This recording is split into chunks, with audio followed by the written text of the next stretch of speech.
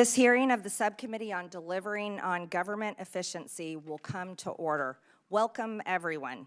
Without objection, the chair may declare a recess at any time. I recognize myself for the purpose of making an opening statement. Good morning. At the DOGE Subcommittee, we are continuing our war on waste. That means rooting out spending that is unnecessary, wasteful, and frankly, un-American. Today, we are looking at the more than $500 million federal taxpayers spend annually to fund public radio and television. A big chunk of this subsidy flows to National Public Radio and Public Broadcasting Service. NPR and PBS are the big DC-based entities that create and distribute much of the news and educational content heard and seen on public radio and TV stations across the country. When Congress adopted the Public Broadcasting Act of 1967, it did so because it thought at the time that federal dollars were needed to provide objective news and education content to the entire nation, including rural residents who lived off the grid. Fast forward a few decades, and a lot has changed. The invention of the internet, for instance, and social media. It's made news and information widely available to those living in remote areas. Americans are increasingly consuming digital media and podcasts. The audience of public radio and television is declining. And I know this because I represent a rural district where farmers listen to podcasts and internet-based news while they drive their tractors. At the same time, NPR and PBS have increasingly become radical, left-wing echo chambers for a narrow audience of mostly wealthy, white, urban liberals and progressives who generally look down on and judge rural America. PBS News is not just left-leaning, but it is actively uses taxpayer funds to push some of the most radical left positions, like featuring a drag queen on the show Let's Learn, a show targeted toward young children ages 3 to 8 years old. I want you to know I grew up watching children's programming on PBS. And as a mother who raised 3 children, I felt confident that I could leave the room while my own children were watching children's programming on PBS. But I can tell you right now, Ms. Kruger, specifically, as a mother, if I had walked in my living room or one of my children's bedrooms and seen this child predator and this monster targeting my children, I would become unglued. And that is how most parents feel all over this country. This is not the only example of them sexualizing and grooming children. They've been doing it for over the last decade. In 2015, PBS produced Frontline, put out a documentary, Growing Up Trans, that takes viewers on an intimate and eye-opening journey inside the struggles and choices facing transgender kids and their families. This means that PBS is one of the founders of the trans child abuse industry, all while taking taxpayer money. Brainwashing and transing children is an issue so hated by parents across the country that it was a driving force in the landslide Republican and Trump victory in the 2024 election cycle and presidential race. The news that these entities produced is either resented or increasingly tuned out and turned off by most of the hardworking Americans who are forced to pay for it. They no longer view NPR and PBS as trusted news sources. As a matter of fact, with these people, they're a threat. In fact, when Elon Musk put his hand over his heart and extended it and told the American people his heart goes out to them, PBS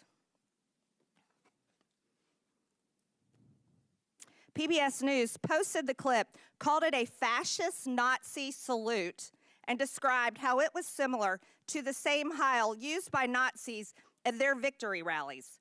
Not once did PBS or NPR report on the numerous accounts of Democrats making the same gesture.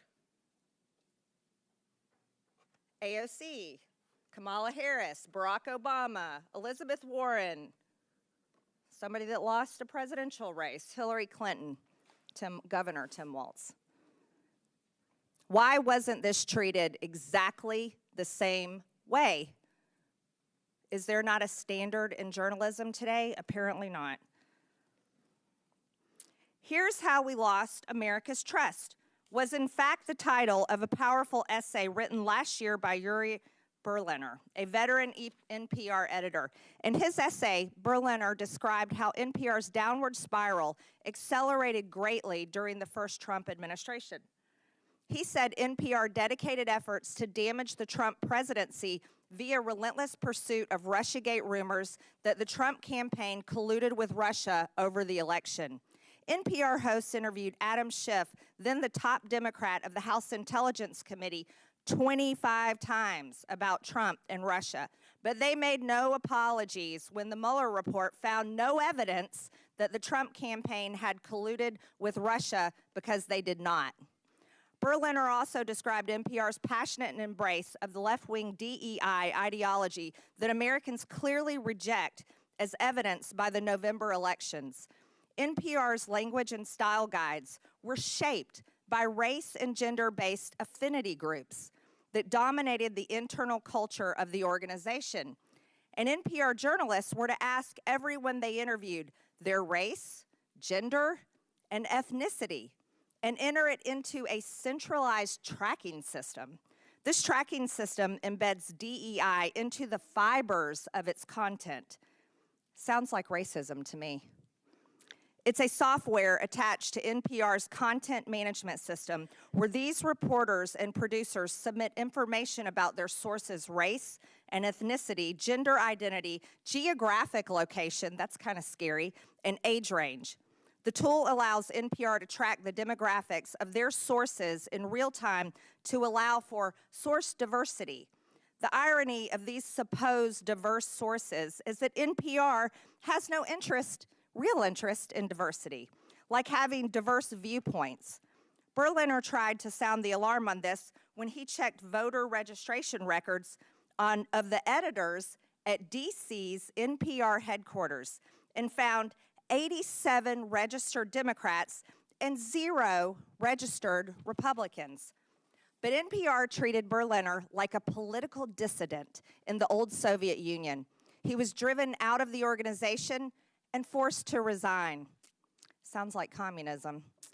And the ringleader of that effort was NPR's then newly appointed CEO, Catherine Marr, who is before us today. She dismissed Mr. Berliner's wake-up call as profoundly disrespectful, hurtful, and demeaning. In other words, instead of viewing it as a chance to finally right the ship at NPR, she doubled down. In doing so, she made it clear how any further internal dissent would be dealt with on her watch. That does sound like communist China at the taxpayer's expense. And no one should be surprised. NPR installed her in the top job after Ms. Marr was firmly on record with a litany of public comments and social media posts displaying her ultra-progressive views, her scorn for free speech, and her fondness for censorship. So now it's up to Congress to determine if Americans are going to continue to provide her and the organization that put her in charge willingly, after they knew these things, with taxpayer funds to continue to pursue their progressive, or rather communist, agenda. For far too long, federal taxpayers have been forced to fund biased news. This needs to come to an end, and it needs to come to an end now. So I am glad Ms. Marr and Ms. Kerger accepted our invitation to show up today and be held accountable to the taxpayers. I look forward to them answering our questions in full public view and explaining to the American people why they think they deserve Americans' hard-earned taxpayer money. I request unanimous consent that Representative Jim Jordan from Ohio, Representative Ro Khanna from California, Representative Emily Randall from Washington be waived on to today's hearing for the purpose of asking questions. Without objection, so ordered. And with that, I yield to Ranking Member Lynch for his opening statement. Thank you, Madam Chair. I want to thank the witnesses for your willingness to come forward and offer your advice and testimony to this committee. Madam Chair, for over 2 decades of service on this Oversight Committee, I've worked with members on both sides of the aisle to investigate issues of critical importance to the safety and security of the American people, including the conduct of wars in Iraq and Afghanistan, terrorist attacks against the U.S. compound classified annex in Benghazi, and several major intelligence and security breaches under Democratic and Republican administrations. So I'm sad to see that this once proud committee, the principal investigative committee in the House of Representatives, has now stooped to the lowest levels of partisanship and political theater to hold a hearing to go after the likes of Elmo and Cookie Monster and Arthur the Aardvark, all for the unforgivable sin of teaching the alphabet to low-income families' children and providing accessible local news and programming. This hearing also comes at the direction of President Trump and Elon Musk, who have repeatedly called for the defunding of all public media and claimed that media organizations such as PBS and NPR are, and I quote, a liberal disinformation machine, close quote. Meanwhile, the Trump administration is engaged in an actual disinformation campaign to minimize the catastrophic national security breach that was revealed earlier this week.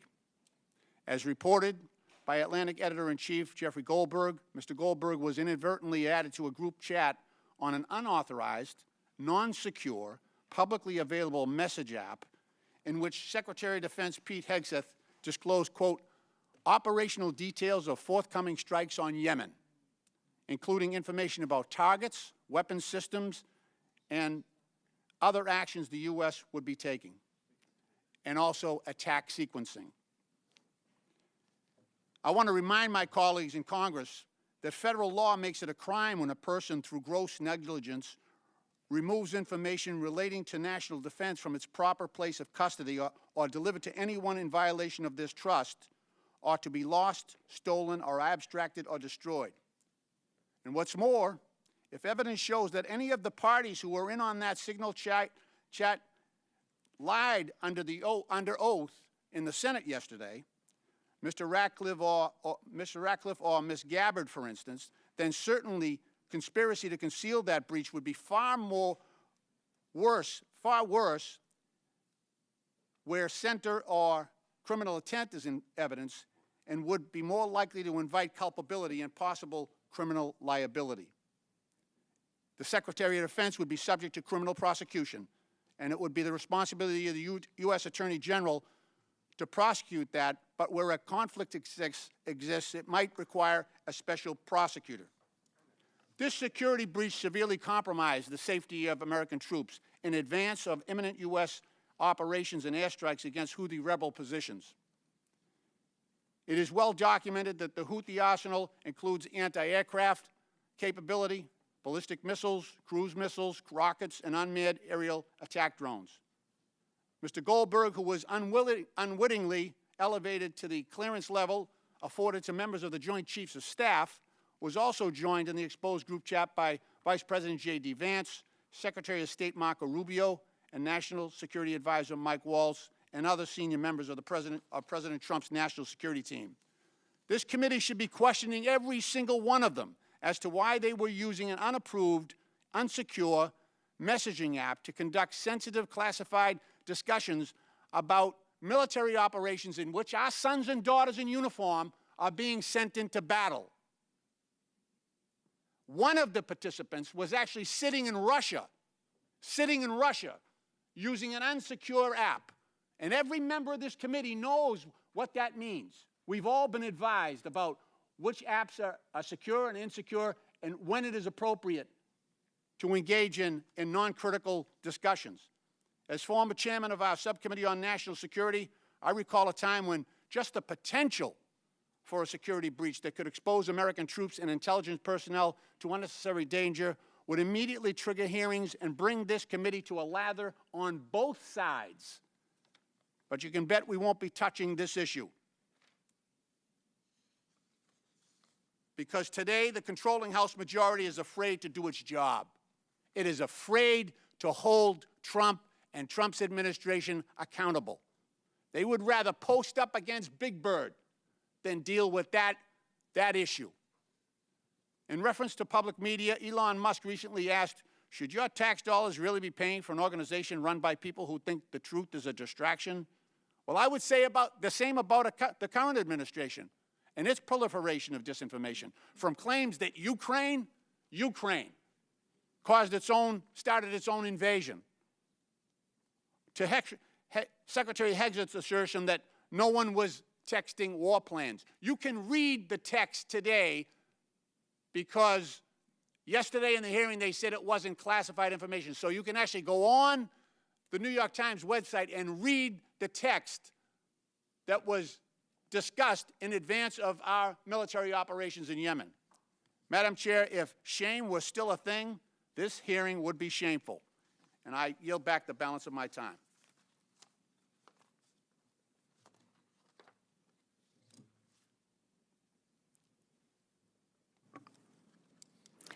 I am pleased to introduce our witnesses today.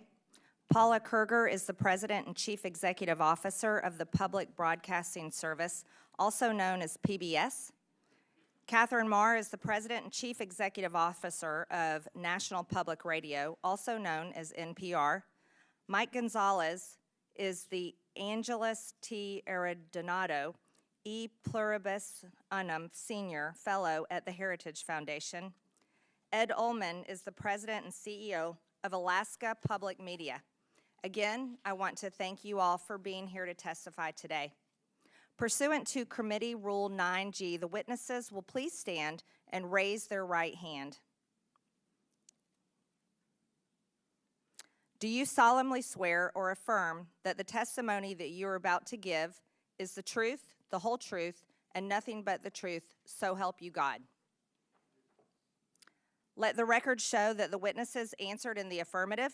Thank you. You may take a seat. We appreciate you being here today and look forward to your testimony.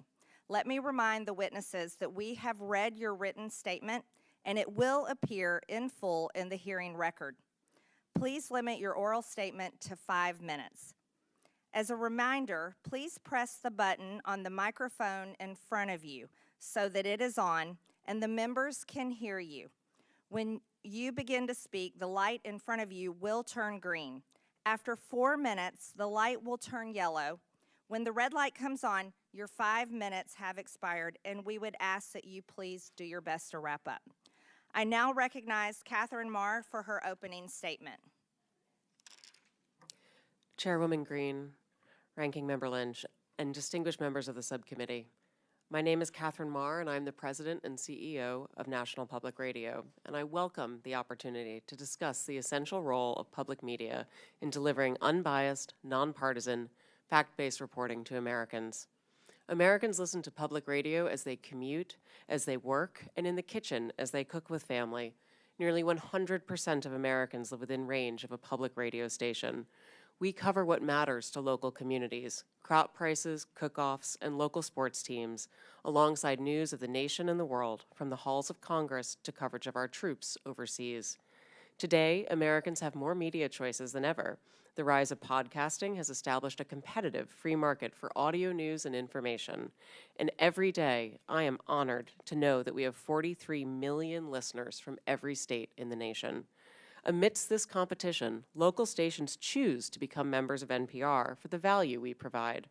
For example, we are the only non-paywalled news outlet with a dedicated reporter covering veterans issues. While NPR is only 25% of station programming on average, audiences for NPR bring the scale and revenue that subsidize essential local programming. Local public media journalism has never been more important to American families, who consider it part of the fabric of their communities. It correlates with higher rates of civic engagement, greater civic cohesion, and economic advantages, such as better municipal bond ratings. Recent independent polling found that more than 60% of all Americans and more than half of Republicans trust public broadcasting to deliver fact-based news. I understand the subcommittee has questions about funding for NPR and public radio. The vast majority of federal dollars, more than $100 million of the $121 million annual appropriation for public radio, goes directly to 386 local, non-commercial stations across the nation. This highly efficient investment enables your local stations to raise an average of $7 for every federal dollar. As a grantee of the Corporation for Public Broadcasting, NPR received federal funding of $11.2 million last year. These funds allow us to maintain the national public radio satellite system, helping safeguard our national security, civil defense, and disaster response, and enabling public radio to reach every corner of America. Additionally, these funds help protect journalists covering our troops overseas and reverse the decline of local journalism. As a recipient of federal funds, it is our responsibility to answer legitimate questions about why public funds should go to NPR, whether we are truly committed to serving all Americans, and whether the institution is an effective steward of taxpayer dollars. I hear, respect, and understand your concerns regarding bias and whether public media is relevant in a commercial landscape, and I'd like to spend a minute sharing with you my actions to address your concerns. First, it is critical for NPR's newsroom to operate with the highest journalistic standards. That means that they do their jobs independently, and as CEO, I have no editorial role at NPR. In other words, I do not decide what we cover or how we cover it. I lead NPR's strategy, ensuring we have resources and policies in place to serve all Americans, not just those with a specific point of view. I was brought into NPR to revive and reorient the organization and bring public media to a wider audience, a new generation, and new platforms. We have a responsibility to serve Americans across the full political spectrum in a trustworthy, nonpartisan fashion. It is essential that we deliver on this commitment, and we have work to do, and we are doing it. In May, we launched an initiative to improve our editorial review processes to make sure all pieces are fair and comprehensive. We hired new editors and analysts to ensure we're giving fair airtime to different voices and issues. We started regular meetings with our nearly 200 local newsrooms so we can plan together for the needs of their audiences. And the early results are positive. Our digital platforms, where we have the best data about our listeners, the political beliefs of our visitors mirror the makeup of the country across the ideological spectrum, and we're seeing growth in readers and listeners. I joined NPR because I believe that our strong and dynamic nation deserves great public media for all. Americans are smart and curious, and they want us to cover issues that matter, from the price of eggs to national security. It's our job to deliver truthful facts and information so citizens can make up their own minds.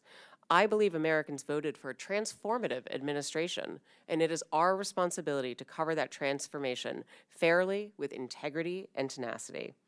I have been CEO for 1 year and 1 day. I have made changes to leadership and planning, invested in editorial integrity, committed to expanding our audiences and our relevance for all Americans. While we have taken significant steps in the right direction, the journey can't be completed overnight. Given the support that 75% of Americans have for public media, I ask Congress to give us the opportunity to continue to serve the American public. I will invite you to listen with a fresh ear, and to that end, our newsroom invites you to join us on air, and I welcome your questions. Thank you, Ms. Marr. I now recognize Paula Kerger for her opening statement. Chair Taylor Greene, Congressman Lynch, and members of the subcommittee, my name is Paula Kerger, and I'm the president and CEO of PBS, a role that I've held for 19 years. It is my honor to be here on behalf of the 336 PBS stations who serve every community in the United States. There's nothing more American than PBS. As a membership organization, our local service is at the heart of our work. Our job at PBS is to support our stations so that local stations can serve their communities. We've been proudly fulfilling our mission for nearly 60 years, using the public airwaves and other technologies to help educate, engage, and inspire the American people. That mission is our guide star and remains just as important today as when the Public Broadcasting Act was signed into law in 1967. PBS stations provide something that cannot be found on commercial networks. This is because PBS stations are focused on the needs and interests of the viewers they serve. Especially in rural areas, PBS stations are the only outlet providing coverage of local events. For example, high school sports, local history and culture content, candidate debates at every level of the election ballot, and specialized agricultural news. Local stations also partner with other community organizations to address issues of concern like Veterans Affairs and the opioid crisis. Finally, communities depend on the essential public safety information and emergency alerts our local stations provide. Our programming comes from our local stations. For example, Southern Storytellers was produced by Arkansas PBS for our national audience. This program highlighted Southern culture through its literature, music, and film. Across the country, nearly 4 million people watch Southern Storytellers, helping Americans learn about our shared history and what brings us together as a people and a nation. Our stations pool resources to invest in programming that will benefit all Americans, ranging from history and science to art and music. For example, Firing Line with Margaret Hoover creates a forum for people with a wide range of views to respectfully share ideas. While programs like Independent Lenses, Matter of Mind, My Alzheimer's explores the challenges facing many American families. And we celebrate what makes our country great. A Capitol Fourth and the National Memorial Day concert honor our nation's ideals, our service members, and our veterans. Looking ahead, we will mark our nation's 250th birthday with the Landmark Initiative, headlined by a new major series from Ken Burns, The American Revolution. Our educational programming for children is one of the most important aspects of our service to the American people. I strongly believe that the programming we offer to prepare children for the future is the most essential work that we do. Today, more than half of all preschool-age children are not enrolled in pre-kindergarten programs. Our content has helped tens of millions of children prepare for success in school and in life with free programming that is available everywhere children are, on air, online, and in the classroom. Our educational programming is backed by scores of research studies showing that our programs like Daniel Tiger's Neighborhood and Super Y help kids develop essential skills like reading, math, and problem solving. We are proud that nearly 9 out of 10 families agree that PBS is the most trusted, safe, and educational media brand for children. Because our programming is free and universally available, we are able to reach more low-income families than any other media company. In fact, our viewers overall reflect the wide variety of communities we serve. Our audience mirrors the overall U.S. population with respect to education, income, and geography. Each month, over 160 million television and online viewers explore the world through our trusted content. And more than 3/4 of Americans feel that PBS stations provide excellent value to their communities. For over 2 decades, the American public has consistently ranked public television as one of the best investments the government makes. More than 70% of the CPB funds from Congress go directly to our stations. And for every dollar of that vital seed money, local stations raise 7 to support their work. This is one of the best, most successful examples of a public-private partnership. When I think about the need for our service, I think of a man I met during a visit to a local station in Nebraska. He was a rancher with young children, and he drove hours to attend a local station event. He pulled me aside and told me this: we need PBS. We don't live near a preschool. My children have learned to read watching PBS shows, and the shows we watch on PBS are our connection to the rest of America. That is why PBS and the 336 local stations in your communities do what we do. PBS programming and the services that local stations provide bring Americans together. It is valued, needed, and trusted by the American people. I appreciate the opportunity to be here today, and I look forward to your questions. Thank you, Ms. Kruger. I now recognize Mike Gonzalez for his opening statement. Thank you, Chairwoman Taylor Greene, Ranking Member Lynch, for allowing me to appear before you today. My name is Mike Gonzalez. I'm a senior fellow at the Heritage Foundation. The views expressed are my own and should not be construed as representing any official position of the Heritage Foundation. Before joining Heritage 16 years ago, I was a journalist for many years. I worked in Latin America, Asia, and Europe, traveled with the Mujahideen in Afghanistan, was arrested in Panama, witnessed China's takeover of Hong Kong, and covered the stock market for the Wall Street Journal.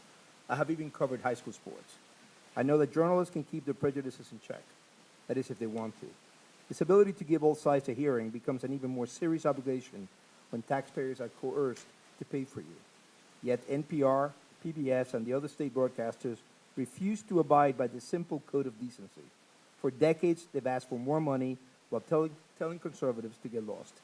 But the nation today is in a very different place, with $36 trillion in debt, and more importantly, we're seeing not just a shift in our cultural vibe, but a shift in societal paradigms.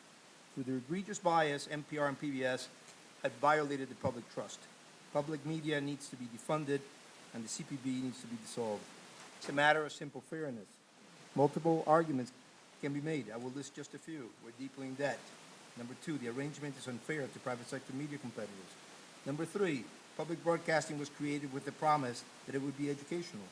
But now that thousands of competitors have come online, public media has become, as George Will says, like the human appendix, vestigial and purposeless. The funding is a regressive tax, an obnoxious wealth transfer from working families to the affluent. But the ultimate factor is the broadcaster's unforgivable political bias. What we have today is a circular, undemocratic relationship. Democrats unanimously vote for more and more money for public media, and in exchange, public media heavily tips the scale in their favor. It is a nice arrangement for them, but it must end. NPR's and PBS's foolhardy embrace of progressive views and constant denigration of conservative ones is quantifiable. Thank you. I referred you to my written testimony. Besides my own examples, I cite the research of Tim Graham, as well as NPR veteran Yuri Berliner, who says, quote, an open-minded spirit no longer exists within NPR. Rather than pause and reflect, NPR instead chose to circle the wagons and assassinate Berliner's character. This is part of a pattern. In 2010, NPR fired Juan Williams and vilified him as a psycho after he dared to flout the network's progressive orthodoxy. The people running NPR remain, in Mr. Williams' words, an insulated cadre of people who think they're right and who have a hard time with people who are different. They went completely off the rails when Donald Trump was elected in 2016. Coverage, quote, veered towards efforts to topple the Trump presidency, Berliner said. NPR hitched its wagon to the false claim that Russia had colluded with the Trump campaign. It also refused to cover the Hunter Biden lab story. After the 2020 riots, NPR firmly sided with those who affirmed, without a shred of evidence, that America is an oppressive society gripped by systemic racism. NPR and PBS even justified looting. Rather than use journalism as a truth-seeking tool, NPR and PBS distorted journalism to further a political agenda. Yamich Alcindor, the liberal activist that PBS hired to cover the White House, routinely used the platform to make unsubstantiated allegations against President Trump. President Biden, she presented as, quote, a moral and decent man, unquote. Or consider Catherine Marr's appointment as NPR CEO.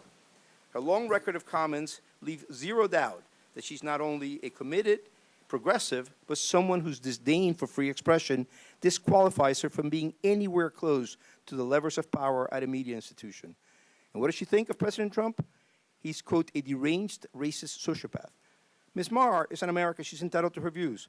The question is whether NPR is entitled to appoint her as CEO and then ask conservatives to just pony up. Public media's main argument now is that it is essential for weather emergencies in hard-to-reach places and that without public money, local news will cease to exist.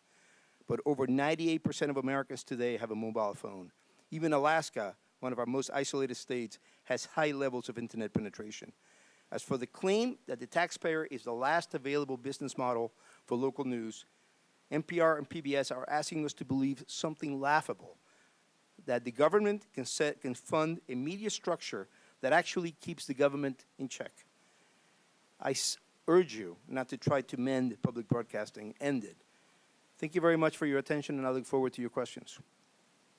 Thank you, Mr. Gonzalez. I now recognize Ed Ullman for his opening statement. Madam Chair, Ranking Member, and distinguished members of the subcommittee, it is an honor to be here today.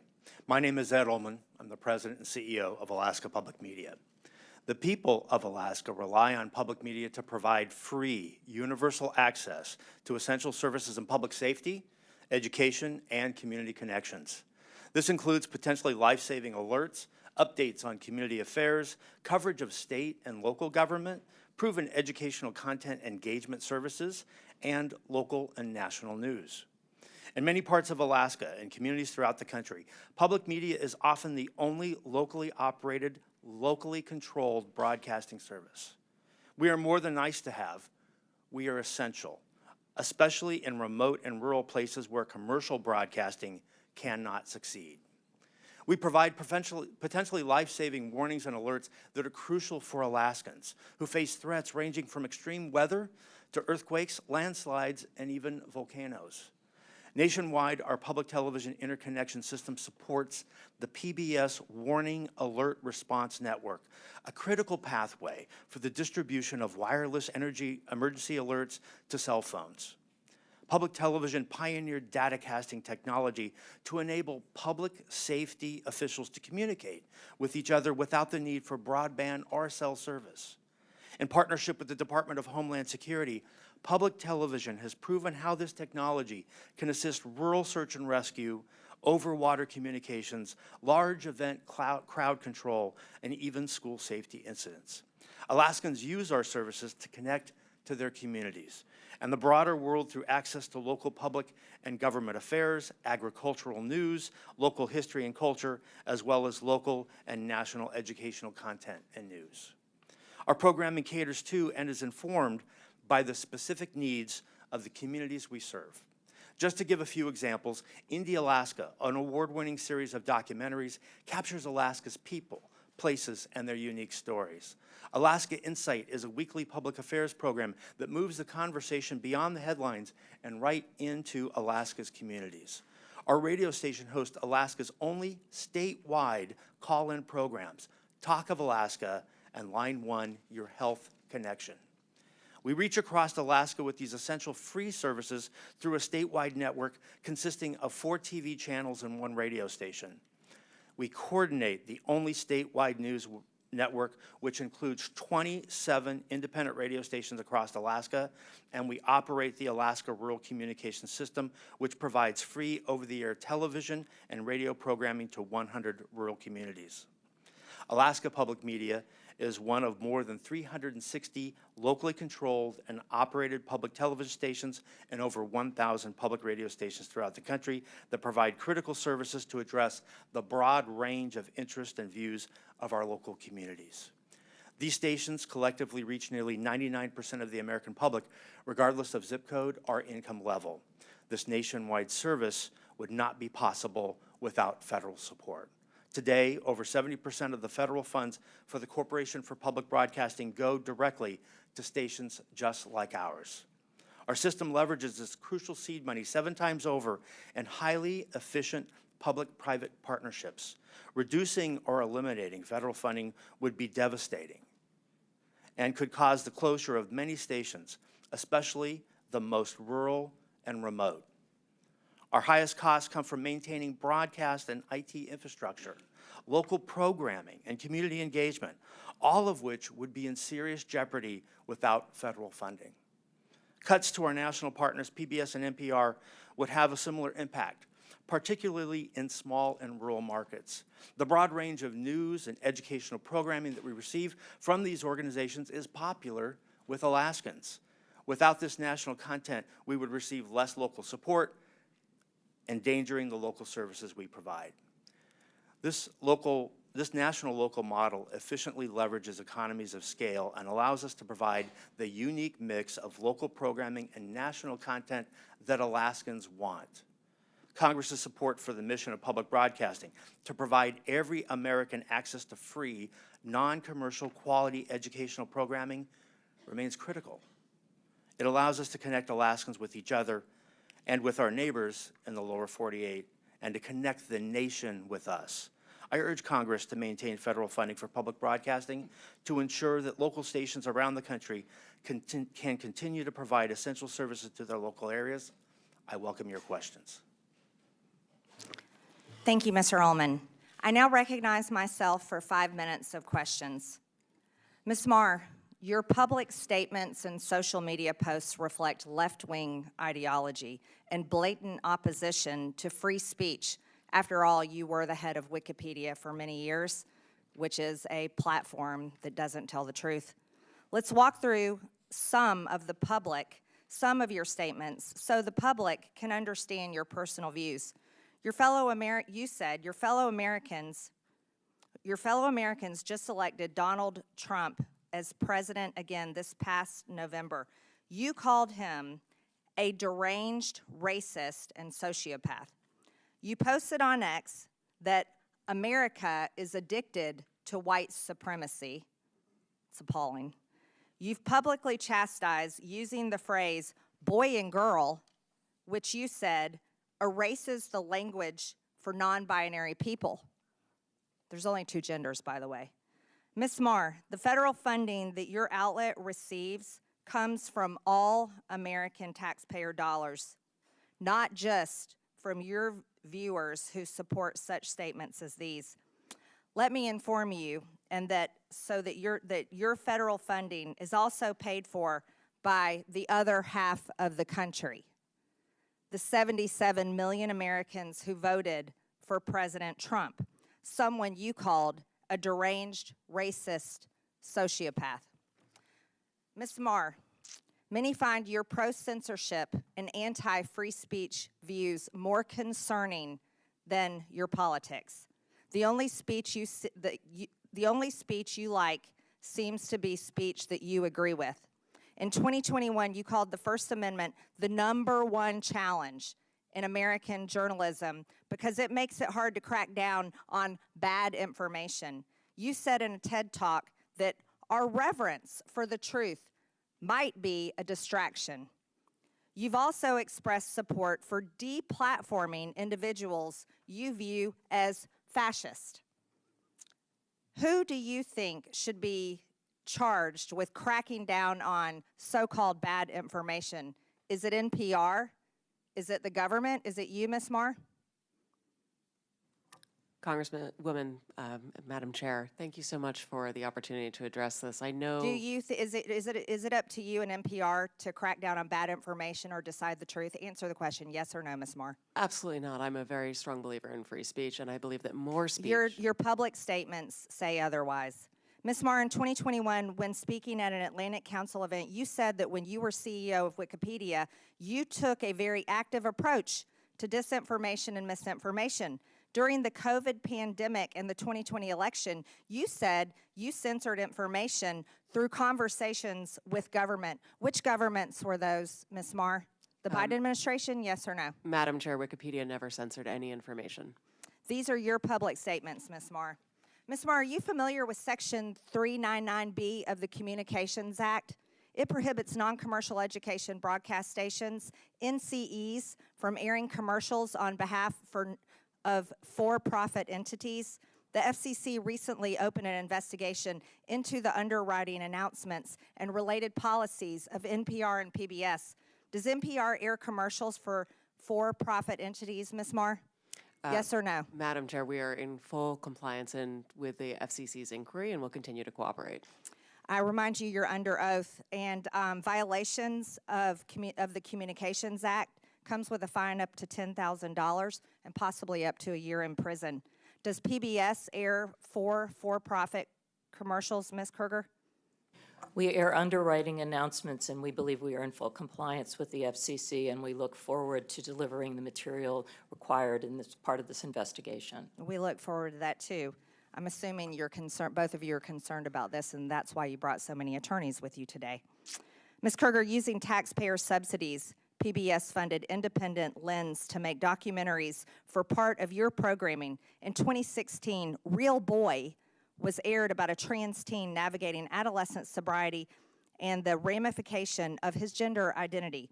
In 2022, the same series aired Our League, in which a trans woman comes to her old school Ohio bowling league in a story about transition.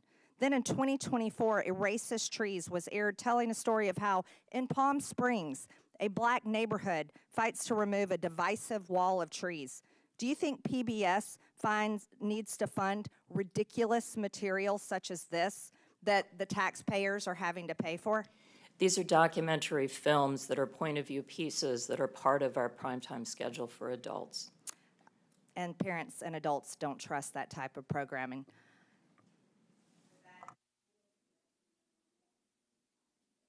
Thank you, Madam Chair. I ask a unanimous consent to enter into the record this letter from 72 public radio stations serving rural communities across the country, where they emphasize how important federal funding is to the ability to provide vital public safety information Without objection, local so journal. ordered. Okay. I also have a similar letter from Georgia, from the Georgia PBS NPR station, also asking for consideration for federal funding. Without objection, so ordered. Thank you. Ms. Kerger and Ms. Marr, can we talk a little bit about the educational service you provide for children of low-income families and how that is received and the trust that you've generated among families in that situation? Yes, a significant part of our broadcast day is devoted to programming for children. We focus on preschool. That goes back to the legacy of Fred Rogers, who believed that media could be a tool to help to instruct children as well as a tool of entertainment. Our programming is focused on core skills that kids need to develop before they enter school in math and in learning numbers and in learning letters, so that kids that don't have the opportunity to be in a formal pre-K program have a chance to walk into school for the first time on equal footing with kids that have more opportunity. And that's the heart of what we think about in the programming that we develop for kids. Now, I know you've done some, well, independent groups have done assessments on trust, the trust factor that parents have on PBS Kids, which is one of your most popular services. Can you talk about that? Yes. Where did you come in terms of the comparison to other stations? Yeah, we are the most trusted media brand. In fact, Parents Magazine this week just ran the results of a study that was done on Daniel Tiger's neighborhood, actually looking at 16-year-olds that remember some of the basic skills they learned as small children. And what we're focused on is to make sure, again, that every child has the opportunity to learn and be excited about the world around them when they enter a school for the first time, and to give them those core basic skills that we can see they carry forward in life. Ms. Marr, I'd like you to focus on the work that public media is doing in relation to public safety communications. How important is this function of public broadcast media, particularly, I'm talking about the most rural, most remote communities in this country? Thank you so much, Congressman. We are part of the National Next Generation Warning System, for which we've received a significant investment over the course of the last few years, and many thanks to Congress for supporting that appropriation. Our stations are busy implementing that across the nation. We also are part of the the statewide emergency plans for more than 20 states. You'll see the importance and value of public radio in particular when we face extreme weather. For example, whether in Ashland, North Carolina recently, Blue Ridge Public Radio was the only news information source available for nearly 2 weeks as people struggled with outages of water and electricity, and certainly outages of cell phones and internet. Recently as well, my colleague from Alaska would be able to speak to Raven Public Media, which had a very similar experience of 2 weeks of outages in which the local media station was, again, the only source of information for that community. When everything else goes down, public radio is there, available to first responders to be able to communicate directly about issues of harm and ensure the public has access to vital, critical information. Now, I mean, there's a lot of information out there, a lot of stations out there, but we're talking, what's the difference here when you have a paywall-free, non-subscription access for some of these communities? I think it makes all the difference in the world, sir. We recently, as I mentioned in my opening statement, we're one of the only publications in America that has a dedicated veterans beat and the only one without a paywall. I'm always struck by something that our veterans reporter told me, which is that a mother of one of our troops deployed overseas came to him and said that for the first time in 9 months, she'd heard his son's voice. That's something that I believe only public media can do, and it can only do that because it is available to all Americans without any barriers. Thank you. Madam Chair, I yield back. I now recognize Chairman Comer from Kentucky for 5 minutes. Thank you, Madam Chair. Mr. Ullman, I'm glad you brought up a point, and it's been mentioned a couple of times already at the early start of this hearing about rural and remote. And I have to tell this story. When I graduated from college with a degree in agriculture, I went back to rural Monroe County, Kentucky, and worked on a farm, my farm, for 5 years, full-time. Farm to this day, but full-time. I was in a tractor, sometimes 10, 12, 14 hours a day. And I listened to the radio, and the only radio station I could get that had news was public radio. So I listened to as many hours of public radio as anyone on this panel, I can assure you. And it was a great service. That was 30-some years ago. Today, in that same remote area, I mean, you've got Sirius XM, you've got podcasts, there's internet access now. There's a whole menu of media options now. So, but over time, and I still occasionally listen to NPR because I just want to hear what they have to say. And I don't even recognize the station anymore. It's not news. I feel like it's propaganda. I feel like there's disinformation every time I listen to NPR. And, you know, a media entity like MSNBC or Huffington Post that, in my opinion, consistently spews disinformation, they can do that. They're a private company. But NPR gets federal funds. And you know, I have a problem with that. Because if people in Alaska, if all they have is public radio, then all they know is what these headlines say. And they're wrong about COVID-19. And the headlines are in the background. I don't have time to go over all these headlines that are wrong. About Russian collusion, wrong. Wrong. About the Hunter Biden laptop, wrong. And then there's a story about me. And part of what we went through on this committee during the Biden investigation, which, by the way, ended with Joe Biden's last act as President of the United States, pardoned his entire family preemptively for an 11-year period, which just so happened to be the 11-year period that this committee investigated the Bidens, that we had subpoenaed bank records. I don't think NPR reported about the pardons, but they reported a lot about how there was no evidence of any wrongdoing and things that just weren't true. In fact, there's a story, NPR, lawmaker leading Hunter Biden House investigation accused of owning a shell company. Well, that's me. Ms. Mayor, are you familiar with that story that NPR wrote about me at the height of the Biden investigation when you all were disputing every aspect of our investigation that is 100% factual?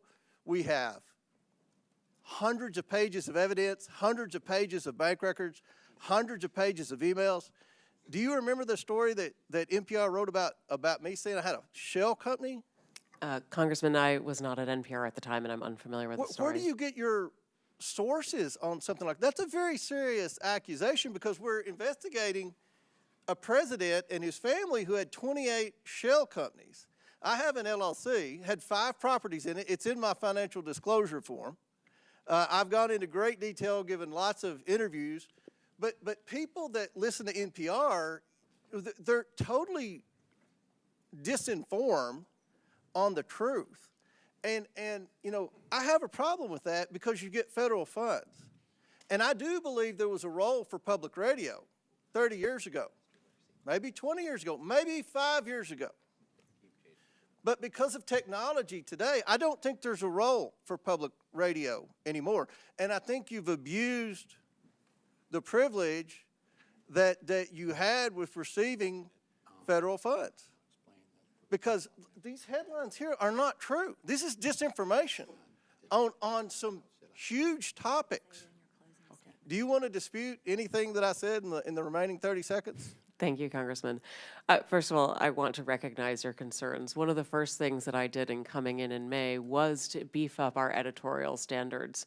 I directed my editor-in-chief, who, by the way, Why is NPR even doing editorials? I'm Should so NPR sorry. even do editorials? I don't mean editorial in terms of opinion editorial. Do you even need opinion? What does it matter with the opinion? If you're a federally funded entity that's supposed to provide the news, Can you not provide the news? Of course. Fair and balanced? Of course, Congressman. I mean, editorial standards for our journalism was to beef up our editorial practices, bringing in more editors to make sure that we have more points of view reflected in every story. I've engaged in a number of actions trying to address and my some of time's these expired. concerns. I've lost confidence in public radio. I don't think, Madam Chair, they should get a penny of federal funds. I yield back. Thank you, Mr. Chairman. I now recognize Mr. Garcia from California for 5 minutes. Well, thank you, Madam Chairwoman. I want to first begin by thanking all of our witnesses that are here today. I know that there's a lot we should be discussing right now at this hearing. We've, of course, had some pretty shocking security breaches that we're just learning about through a lot of our national security officials. We know that Pete Hegseth should be removed from office or should resign. We have Donald Trump, who, of course, is crashing the stock market. He's taken away millions of programs and hurting people across this country to fund tax giveaways to billionaires.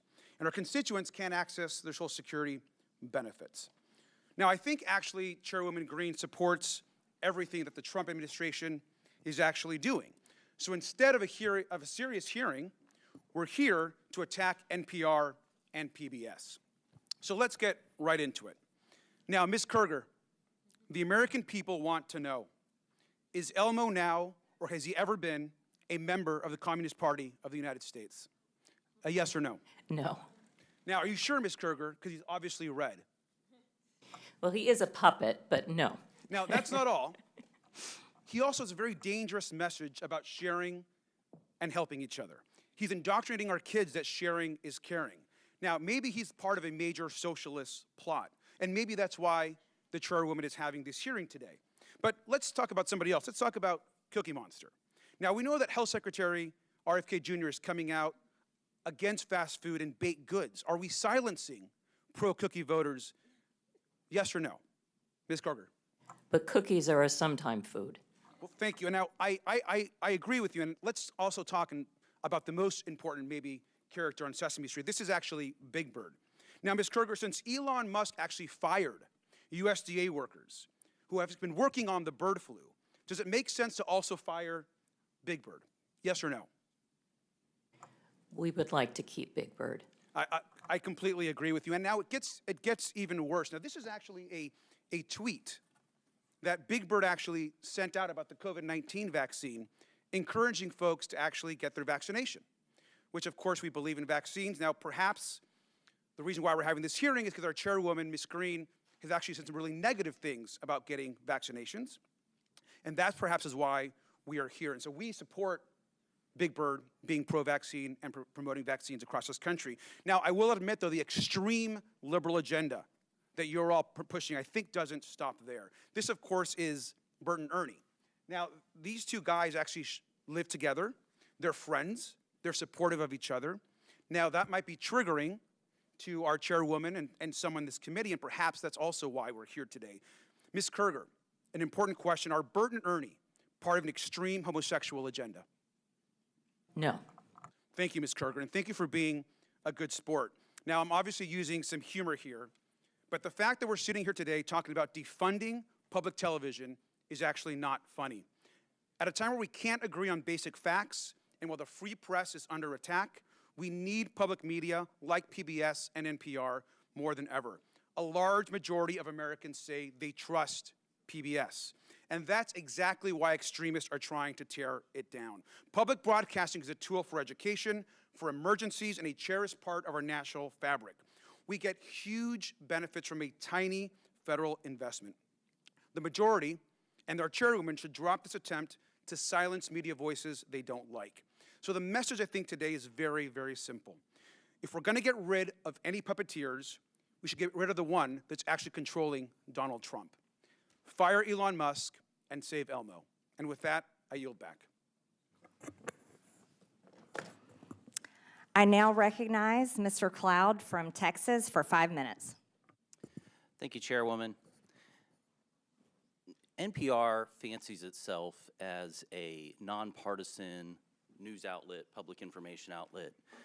Even says that we should consider all things. All things are considered, yet their history of political bias has shown that there are a number of things they have not considered. They asked us not to consider that the Hunter Biden laptop was real. They dismissed what was always the most probable theory of the COVID lab leak from Wuhan. They interviewed Russia collusion hoaxer Adam Schiff 25 times, who claimed to have a vault of information in his office leading to the impeachment of President Trump, which of course we now know was all fraudulent. I'd like to submit for the record an article by Uri Berlinger. I've been at NPR for 25 years. Here's how we lost America's trust. Without objection. So NPR, unfortunately, has lost much of the audience that they used to have, and now they have a very partisan audience because of this.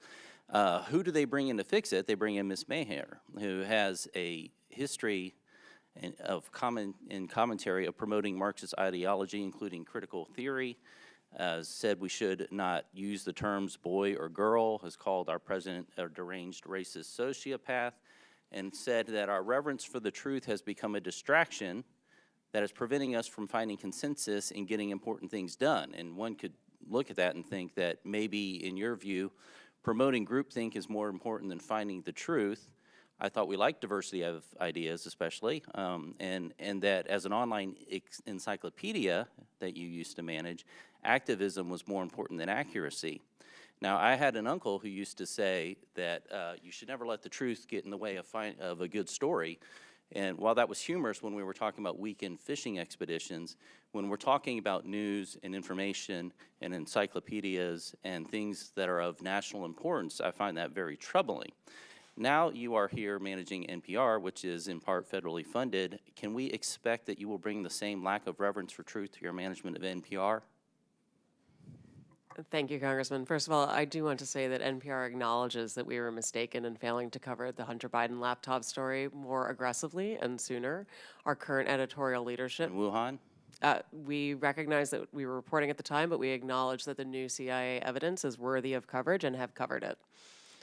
What have you done to clean up the bias before? You mentioned I wasn't there for that. What are you doing to clean up and make sure that we have Absolutely. Thank you, unbiased? Congressman. As I mentioned, I came in May. Mr. Berliner published his story 2 weeks into my tenure regarding stories that had happened prior. I wish that I had had the opportunity to speak with Mr. Berliner. I would have loved to have had him engage and come back to us with some suggestions as to what we could do editorially in order to address what he perceived as bias. Now you've had a long history, including the thing that I mentioned about lack of reverence for truth. And how reverence for truth, you've even talked about the First Amendment kind of getting in the way of what you wanted to get done.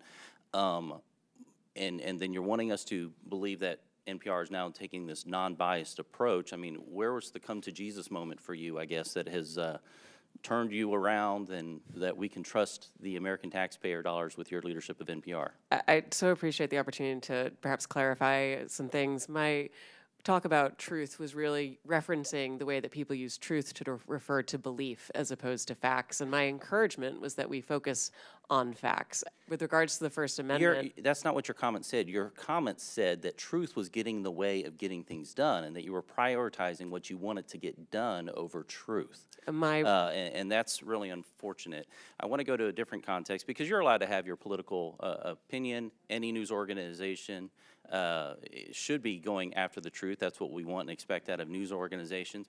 But certainly a media platform can have whatever opinion it wants in a free society. The question before us today as a committee is whether or not the taxpayer should be forced to pay for this kind of thing.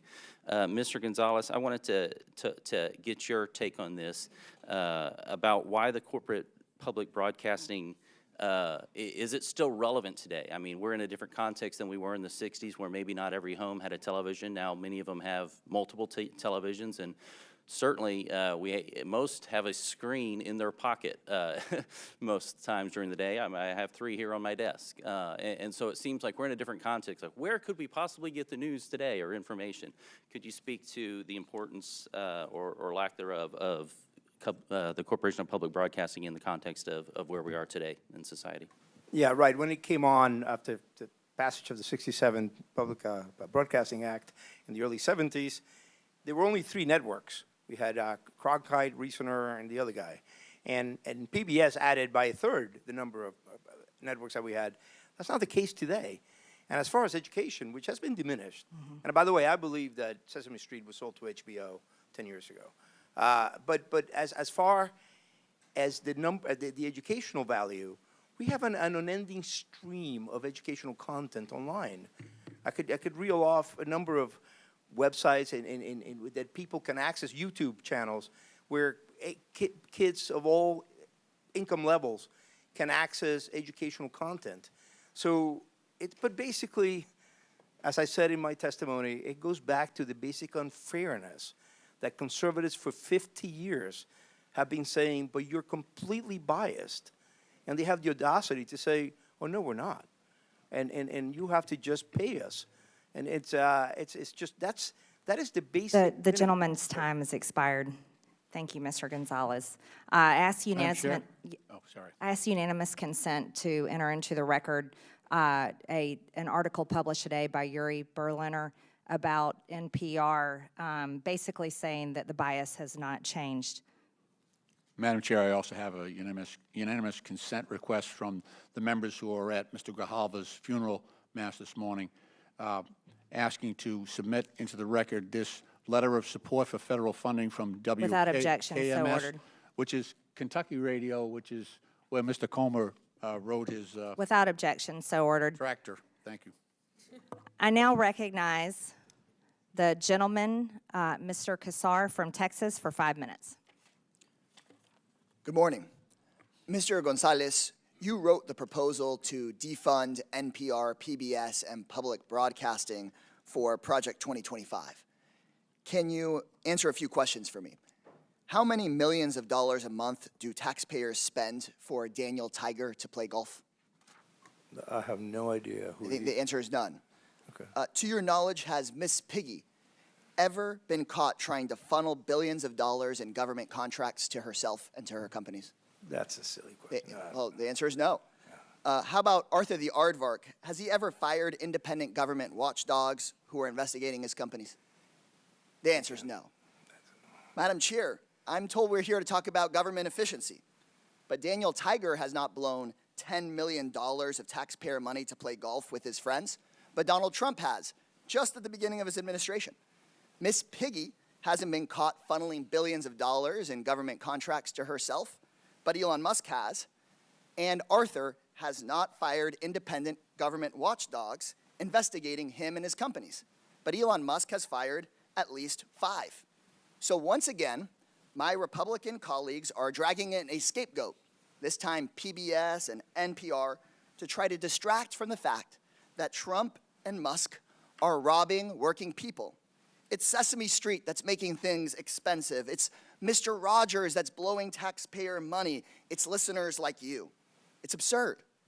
The total funding for public broadcasting is just 1/6 the amount that Elon Musk's companies make off of the government every single year. But you will not see Elon Musk being grilled by this committee. I've seen a lot, but pointing the finger at Elmo to cover for Elon Musk might be a new low for Miss Marjorie Taylor Greene's committee. I don't think Americans are buying it. Here's what I think we should be having a hearing about. After Trump and Musk took over the government, reporters noticed that the State Department was trying to funnel $400 million taxpayer dollars to Tesla. The State Department said it's an old contract, no news here, but because of a brave whistleblower and an NPR reporter, they exposed the corruption and the lies. Madam Chairwoman, if we want to look into waste, fraud, and abuse, why not look into that? Elon Musk, who's running cabinet meetings, who's running the White House, was trying to funnel money to himself. So let's stop investigating Cookie Monster and start investigating how the Trump administration lied about this and was trying to funnel money to their biggest political supporter. Maybe you're trying to defund NPR because they expose this kind of corruption. And if Republicans were serious about investigating waste, fraud, and abuse, my colleagues would admit that Big Bird is not the problem. Big tech is, big pharma is, big insurance companies are. Elon Musk's companies make billions, $3 billion a year off of government contracts. That's 6 times the money that goes to all of public broadcasting. Private insurers in Medicare Advantage overcharged taxpayers $83 billion just last year. That could pay for public broadcasting 160 times over. The $4.5 trillion tax cut for the ultra-wealthy that Republicans on this committee are trying to push through, that would pay for public broadcasting 9,000 times over. There is money to pay not just for PBS and NPR, but health care for every American, tuition-free trade school and community college for every American, to end homelessness on the streets of our cities. But my Republican colleagues don't want to talk about the corporate waste, fraud, and abuse because those corporations fund the Republicans' campaigns. So instead, they want to shut down educational programming for kids and their families, and they want to shut down local radio stations. To borrow a phrase from Sesame Street, the letter of the day is C, and it stands for corruption. Look, in my home city of Austin, Texas, we have Austin City Limits, which decade after decade after decade has chronicled American music. And if they had a bad season and it was private TV, they just would have shut it down. And we wouldn't have had decade after decade after decade of Austin City Limits. That's the amazing thing about public broadcasting. I have a lot of public housing residents in the San Antonio side of my district, and when I talk to them and they hear about what's going on in Washington, D.C., they talk about Texas Public Radio. And I just heard my colleagues talking about educational programming for kids on YouTube. That stuff is loaded with ads. And also on other forms of private television, they're selling you and your kids stuff, making people feel bad. They're trying to make a profit off of you. That's why I got sat in front of Mr. Rogers, because you got to learn something and they weren't just trying to sell you junk. It's better for our kids, it's better for our families, and we should actually be supporting public broadcasting instead of this stuff. Madam Chair, leave Elmo alone. Bring Elon in for questioning instead. I now recognize Mr. Timmons from South Carolina for 5 minutes. Thank you, Madam Chair. I want to thank the witnesses for being here today.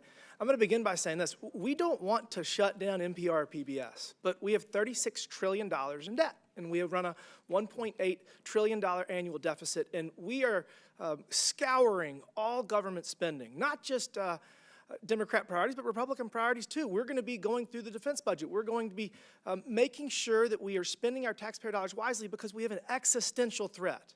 We have an existential threat. We cannot continue down this path financially. So we do not want to shut you down, but we cannot continue down this path. And so if our debt is part of the reason we're here, I think another part of the reason we're here, reevaluating your role in the government's use of taxpayer dollars to partially fund your institutions, is because technology has changed everything. We are not living in 1967. And the internet has changed our society. We have such increased social interconnectedness, and there are various options for people to get news and to get disinformation or information, whatever you want to get. So those are the two kind of reasons I want to start with, and that's probably half the problem we're here for. The other half is your perceived bias and your content moderation and the manner in which you are violating journalistic integrity. And I'll say this, NPR, you have been far worse at this. Ms. Krueger, you have done a much better job at this, but we still have some issues we're going to talk about. Ms. Marr, do you think that the public statements you have made on social media create a challenge in your leadership for what should be an unbiased public information system? Do you think that your past comments, I'll give you a better question, did they come up in your job interview? Like, do you see a problem? Congressman, thank you for the question. No, they never came up in my job interview. You're a rabid progressive. And do you not think it's a problem that your political leanings make it seem to the American people that you're not biased and that you're not doing your job? Because you agree that your job is to have journalistic integrity, right? Absolutely, but there is a strong firewall between the newsroom and anything that I do. Let's talk about the newsroom. You have 87 registered Democrats, not a single Republican in your editor board. So, I mean, how does that work to give us the perception that you're doing your job of actually delivering unbiased information? Well, I would agree with you that that number is a concern if it is accurate. I do believe that we need to have journalists who represent the full breadth of the American society so that we can report well for all Americans. Well, I think that you are failing. I realize you've only been there for a year, but I just really think that while it is a small portion of your budget, you very much should expect to restructure your revenue streams, because I don't think that NPR is necessarily worth saving. And I'm going to go on to Ms. Kerger. I will say this, you have been very professional, and you have been there for decades, and I think that you've done a fairly good job over your tenure. But I want to ask you a very simple question. In retrospect, do you think that it was inappropriate to put the drag queen on the kids show? Do you think that was a mistake? The drag queen was actually not on any of our kids' shows. The image that Chairman Taylor Greene showed was from a project that our New York City station did with the New York City Department of Education. What time of day did it air? It did not air. It was a digital project they did for the Department of Education. Do you think it only that appeared on our human should website have anything to do with PBS? Do you think that human? I mean, do you see? It was not a PBS. It was not for PBS. It was Okay, so you're saying mistakenly that we put should it have on our that information? website by our. I'm sorry. I don't mean to talk over you. It was mistakenly put on our website by our New York City station. It was not intended for national distribution. It was immediately pulled down. It was never broadcast. Do you think that you should publish something that calls trees racist? Is that, in retrospect, should you have published that? I'm not sure what you're referring to. You had a Congressman. segment that was called Racist Trees, and it was I mean, we've already referenced it a number of times. So, I mean, do you think trees can be racist? I guess that's a good one. I don't know what you're talking about. I've never heard of what you're referring to. All right, well, but I'd be happy to look into it. I guess, last, do you think that it's appropriate to expose children to issues of transitioning? Do you see a problem with that? Is that something you should avoid? That is not anything on any of our children's programs at all.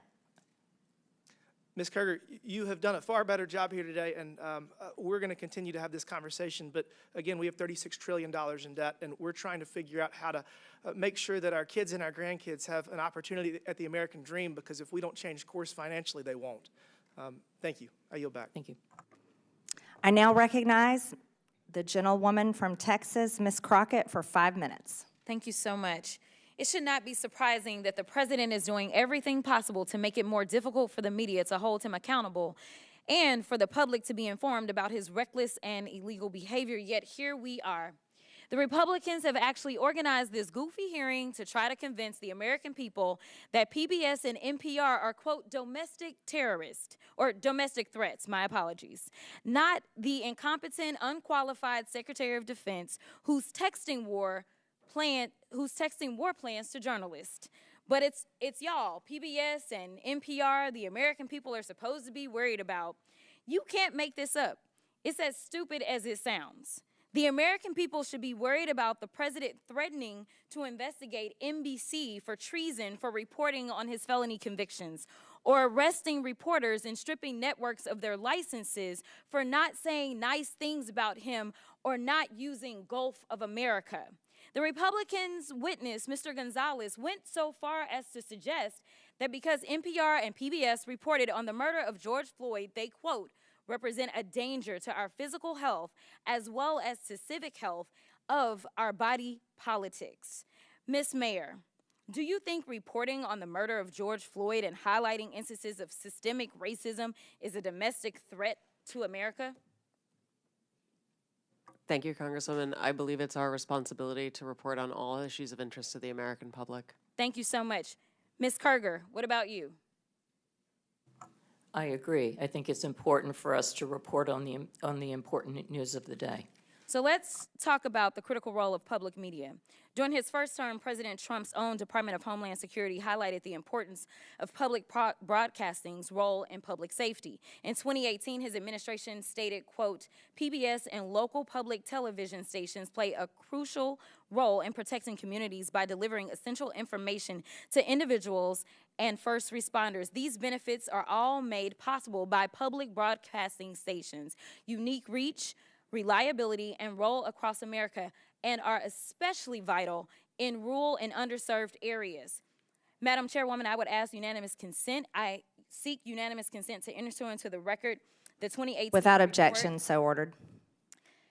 And Madam Chair, I also seek unanimous consent to enter into the record the 2019 report titled Modernizing the Nation's Public Alert and Warning System from Trump's. Without objection, so ordered. In the report, FEMA encouraged, quote, the use of public broadcast capabilities to expand alert, warning, and communication capabilities to fill gaps in rural and underserved areas. Mr. Ullman, what's a more significant domestic threat, reporting the murder of George Floyd or dismantling most of America's emergency communication systems?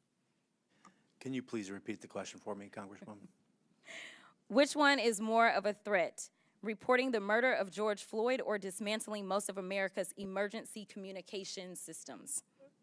Dismantling the emergency systems. And isn't it true that in Barrow, Alaska is the only, isn't it true that KBRW-AM in Barrow, Alaska is the only broadcast service available in an area of more than 90,000 square miles? That is correct. It's also the North Slope, where the majority of all the oil production that comes from Alaska takes place. Thank you so much. And isn't it true that without these stations' broadcast, Americans in rural communities would lack access to life-saving information and public safety alerts? That is correct. So in your opinion, would eliminating funding for stations in rural America like WNGH, Channel 18, and the Chairwoman's District hurt Americans?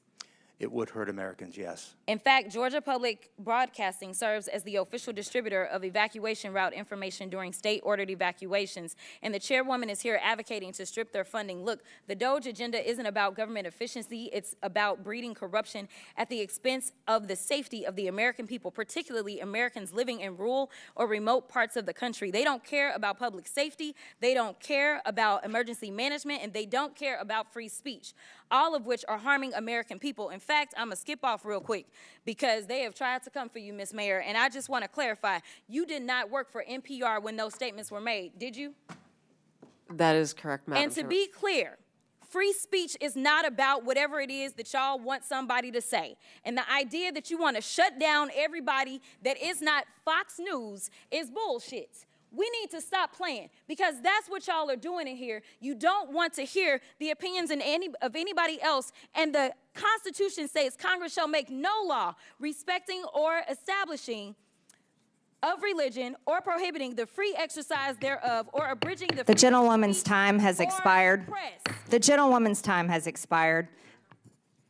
Madam Chairwoman, can I put something into the record? Unanimous consent, please. Without objection, so ordered. Thank you. I'd like to put under this NPR article what Biden preemptive pardons for family members could mean for presidential powers. If I could submit to the record. Without objection, so ordered. I now recognize the gentleman from Ohio, Jim Jordan, for 5 minutes. Thank you, Madam Chair. Ms. Maher, who is Uri Berliner? Mr. Berliner is a former senior editor, That's all? a former senior business editor for NPR. How long do you work at NPR? I believe he was there just over 25 years. 25 years? Award-winning journalist? Did he win any awards? Our time did not Peabody overlap. Award? That's pretty important, isn't it? That is, So absolutely. pretty distinguished journalist, right? Certainly. And he wrote a long story about what you do at NPR. Is NPR biased? Congressman, I have never seen any instance of political bias determining editorial decisions, no. Well, Mr. Berliner, in his story last year, wrote, in the D.C. area, editorial positions at NPR, he said he found 87 registered Democrats, 0 Republicans. Is that accurate? We do not track the numbers or the voter registration, but I find that Was concerning. award-winning journalist who worked 25 years at NPR, Mr. Berliner, was he lying when he wrote that? I am not presuming such. I just we don't track that information about our journalists. 87 to 0, and you're not biased? I think that is concerning if those numbers are accurate. It's I mean, it wasn't 44-43, it wasn't 60-27, it wasn't 70-17, it wasn't even 80-7. It was 87 Democrats, 0 Republicans, and you say NPR is not biased. How about the big stories over the last few years? According to Mr. Berliner, again, he wrote on the Trump-Russia story, he wrote, at NPR, we hitched our wagon to Trump's most visible antagonist, Representative Adam Schiff. They said they interviewed him 25 times. Is that accurate? I was not there at the time, but those numbers sound accurate. Yes. Those sound accurate. But then he said when the Mueller report came out and Robert Mueller said he found no evidence of collusion, he said Russiagate faded from our programming. Is that accurate? Again, I was not there at the time. I couldn't say. You couldn't say? I was not at NPR at the You time. didn't prepare for that? You knew we were going to ask you about this guy, didn't you? It's come up like 6,000 times already in the hearing. I just couldn't say whether it faded from our coverage, sir. How about this story? October 2020, the New York Post had the Hunter Biden laptop story, and one of those editors, I guess one of those 87 Democrat editors, said this: we don't want to waste our time on stories that are not really stories. We don't want to waste the listeners' and readers' times on stories that are just pure distractions. Was that a pure distraction story? Our current editorial leadership believes that that was a mistake, as do I. Yeah, the whole country knows that was a mistake. Definitely impacted the election, or I think it certainly impacted the election. How about the COVID origin story? That's a pretty big story too, right? Mr. Berliner said, we became fervent members of the team Natural Origin, even declaring that the lab leak was debunked by scientists. Turns out, though, the lab leak is what most people think actually caused the COVID virus. Sorry, is there a question there? There is. You guys were 0 for 3 on the three of the biggest stories in the last 5 years. You guys were 0 for 3, and yet you maintain that NPR is not biased? Congressman, I do not believe we are politically biased. No, we are a nonpartisan organization. Nonpartisan organization. What's happened to your listeners over the last 5 years? Went up, down, or stayed the same? It has gone up and down and is now going back up. Well, I thought 5 years ago it was at 60 million. And you said in your opening statement, I think, 43 million. That's correct. So 43 million now, and it was at 60 million 5 years ago. I can do some math. That looks like it went down. And is now going back up. It's now going back up? Yes, it is. How much has it went back up? It's gone up a couple of millions over the past years. years. So you went from 60 million to 41 million. Now you're back up to 43 million. In a year's time, I'm very proud of that growth, sir. Okay, you're proud of that growth. Okay. But over 5 years, it's went down 18 million. That is correct, sir. Okay. Should taxpayers subsidize NPR? I believe that taxpayers subsidize local stations, sir. That is the vast majority of what I thought you said you got 11 million from Corporation of Public Broadcasting, which is taxpayer funded directly to you, right? That is to support the public radio. And then local stations get it from the Corporation of Public Broadcasting, right? They get taxpayer money. 100 million that goes to the local 100 million goes to local stations, and then those local stations buy back programming and content from you. So that money goes to the local stations, comes back to you, gets routed through the local stations, all taxpayer money. Those fees are actually based on private donations rather than on federal funding. Well, we all know money's fungible, so some of it gets put in there. Certainly, we could agree that money is fungible. What? More money for less listeners. You fired the guy who pointed all this out, who said that you were so biased to the left that you lost listeners, which is exactly happening, and you're here maintaining that, oh, you need to continue to get taxpayer money. I did not fire Mr. Berliner, sir. Okay, the guy that left after all that. Understand. Are you fundraising off today's hearing? Sir, I believe that there was a message that went out earlier today letting people know we were coming in, yes. Yeah, and at the bottom of the message it said, donate now, right? I don't recall the exact language. I can show it to you. Right there it is, donate now. I mean, I'm not against fundraising. We all do it. I mean, I get it. But it's, I assume this fundraising thing is probably going to all the left listeners who are subsidized content by the taxpayers, and that's the gentleman's rub. time is expired. That's the rub. I yield back. I now recognize Ms. Randall from Washington for 5 minutes. Thank you so much. You know, I'm new to Congress. This is my first term, and I came from a legislative body that didn't have quite as heated debates in our committees, and we're generally fairly welcoming to our folks joining us to testify. So I want to say thank you to all of you for taking the time out of your schedule to come and share your experience with all of us and with the American people. I'm grateful for your time and for the work that you do in service of your communities and neighbors. You know, American families used to get all the same news, right? Folks would have access to a handful of news channels. They would watch the same nightly news programs. They would go from one to the other, and we could all agree on what was happening in our country. We all used to operate from the same baseline of information, but today it is no secret that we are operating in a much more diversified and fractured media environment. The content space, the use of AI-generated content, Americans now have to be able to discern for themselves whether something they are hearing is true or not. But investing in public media is a bedrock to our healthy, critically informed, and engaged public and our democracy. And I know that my colleagues on the other side of the aisle have argued over whether every piece of programming is in service of the public.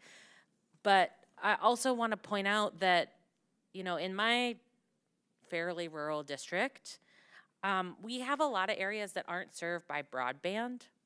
You know, a lot of folks who cannot easily access numerous podcasts while they are out working on their property.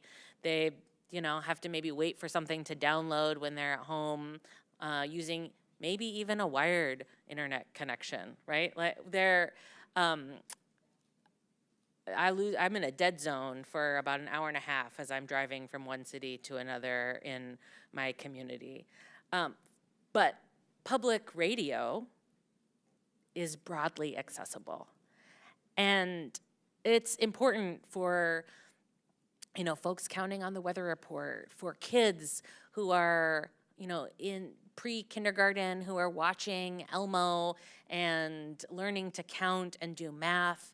It's important for the young people who, you know, were home during COVID and were able to continue learning with the help of public broadcasting. I think we have a lot of problems in this country, a lot of problems that we should be tackling for regular Americans who are struggling to afford to live, to afford housing, to afford health care, to be able to live the lives that they dream of for themselves and their children. I think we've got some national security concerns that have been talked about a lot in this committee.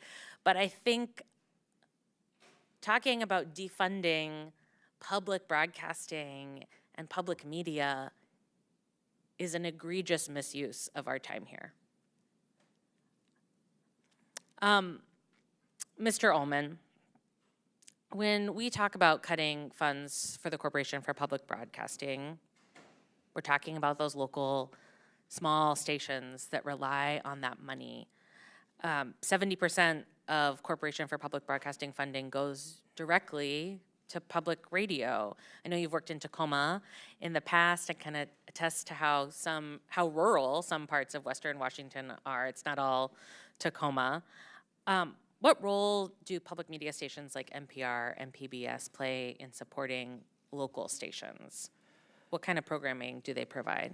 The local communities are at the heart of the work we do. As I shared in my opening remarks, we talk about the people and the places there. You bring up a memory of mine. Chehalis, Aberdeen, Hoquiam area, KBTC was the only public television station there. You know about the struggles that community was having over a decade ago, job loss, all kinds of terrible economic situations. We provided educational services there with a $500,000 local grant that we partnered with the community on. It was incredible work. We do the same thing in Alaska with military families, homeschoolers, elementary schools. Those are the pieces we provide. And then local news stories that people can use about where they live and what they do. That's what we do. That would be lost. Thank you so much. Madam Chair, I yield back. Thank you. I now recognize the gentleman from Tennessee, Mr. Burchett, for 5 minutes. Thank you, Chair Lady. Ms. Carter, is it true that HBO bought the rights to Sesame Street?